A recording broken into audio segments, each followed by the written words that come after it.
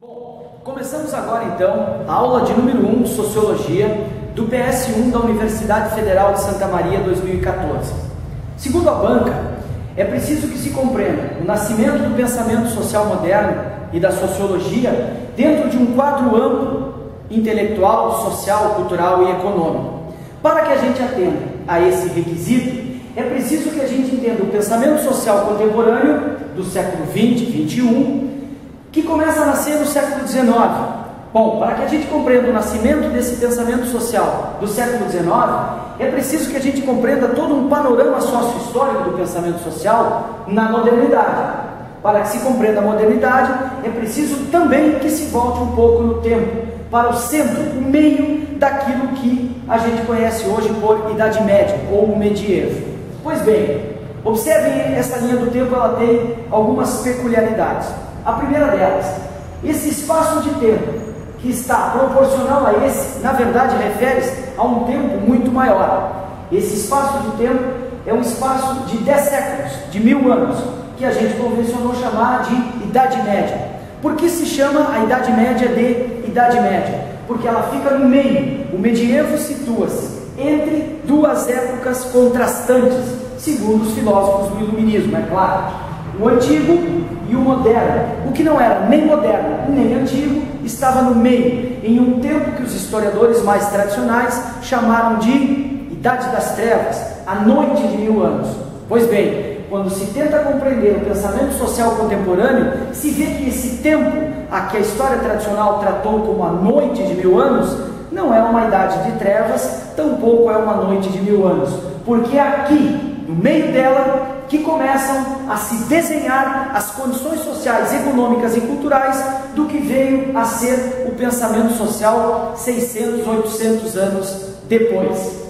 Muito bem, lá pelo século XII, mais ou menos, acontece em plena Europa feudal, em plena Europa ocidental, aquilo que a gente passou a denominar de renascimento comercial. O que é esse renascimento comercial? Ora, esse renascimento comercial é uma pequena reorganização, uma pequena reordenação das condições econômicas da Europa. A Europa, fechada num sistema economicamente feudal desde o século V, começou a se reorganizar, se reordenar, com influências do comércio do Mediterrâneo, com influências do norte, com influências do mundo muçulmano e com influências de um renascimento cultural que já também se iniciava. A Europa começa a se reordenar, começa a surgir no centro da Europa medieval novas relações de produção e de comércio,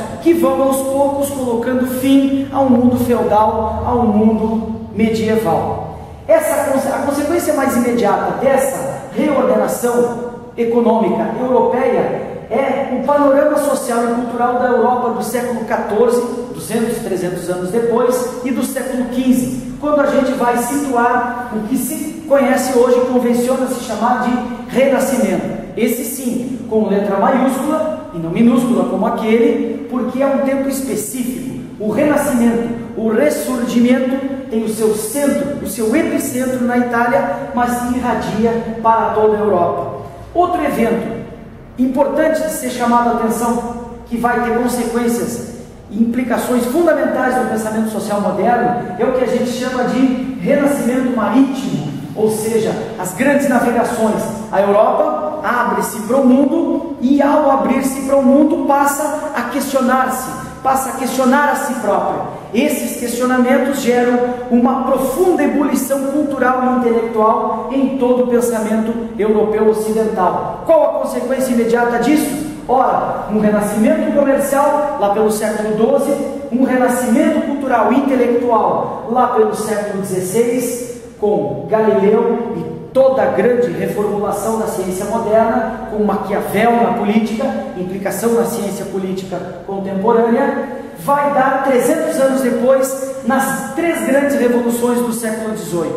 Entender a implicação, entender a importância das três grandes revoluções do século XVIII é entender o século XIX e o pensamento social contemporâneo. Pois bem, o que a gente pode chamar de Revolução Francesa, uma revolução eminentemente política, mas que tem profundas implicações no pensamento intelectual e no pensamento econômico da época e do século XVIII. A Revolução Francesa tem o seu ápice em 1789, com a queda da Bastilha e a sua subsequente consequência, ou seja, 10 anos de revolução. Mas a Revolução Francesa foi movida por uma grande revolução intelectual, uma revolução intelectual, a Revolução Iluminista, o pensamento iluminista, que já era gestado desde a Renascença cultural, tem o seu ápice na Revolução Francesa e implica profundamente nas transformações do pensamento social contemporâneo.